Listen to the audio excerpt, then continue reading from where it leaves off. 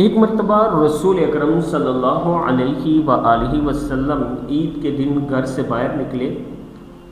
سارے بچے خوشیاں منا رہے تھے عید کی اور نئے کپڑے پہن رکھے تھے۔ ایک بچہ مجتبیٰ ایسا تھا جو ایک سائیڈ پہ بیٹھ کر رو رہا تھا۔ کیا کر رہا تھا؟ رو رہا تھا ایک سائیڈ پہ بیٹھ کر۔ تو اللہ کے رسول صلی اللہ علیہ وآلہ وسلم نے اس بچے سے پوچھا کہ بیٹا آپ کیوں رو رہے ہو؟ سارے لوگ تو عید کی خوشیوں میں مصروف ہیں۔ اس بیٹے نے بڑی ہی معصومیت سے جواب دیا کہ میرے والد فوت ہو چکے ہیں، ایک جنگ میں شہید ہو چکے ہیں، میرے پاس پہننے کو نئے کپڑے نہیں ہیں، کھانے کو کچھ نہیں ہے۔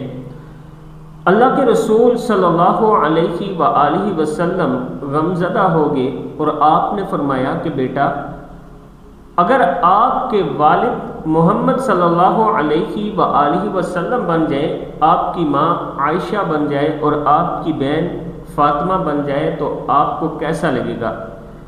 وہ چھوٹا سا بچہ مسکرانے لگا۔ آپ صلی اللہ علیہ وآلہ وسلم نے اس کا ہاتھ پکڑا اور اپنے ساتھ اپنے گھر لے آئے، اسے کپڑے پہنائے، اچھا کھانا دیا، اور پھر جب وہ بچہ اس گھر سے باہر نکلا تو دوسرے بچے دیکھ کر اسے حیران ہونے لگے کہ ابھی تو یہ بچہ رو رہا تھا، ابھی خوشی خوشی باہر آ رہا تھا۔ جب بچوں نے اسے پوچھا کہ کیا ماجرا ہوا، آپ ابھی رو رہے تھے اور ابھی آپ بڑے خوشی خوشی باہر آ رہے ہیں، تو وہ چھوٹا سا بچہ کہنے لگا کہ خوش تو اب میں ہوں گا کیونکہ میرے والد اب محمد صلی اللہ علیہ وآلہ وسلم ہیں، میری ماں عائشہ ہیں اور میری بہن فاطمہ ہیں۔ اس واقعے سے ہمیں کیا سبق ملتا ہے مجتبیٰ؟ اس سے ہمیں یہ سبق ملتا ہے کہ عید کی خوشیاں اکیلے نہیں بناتے۔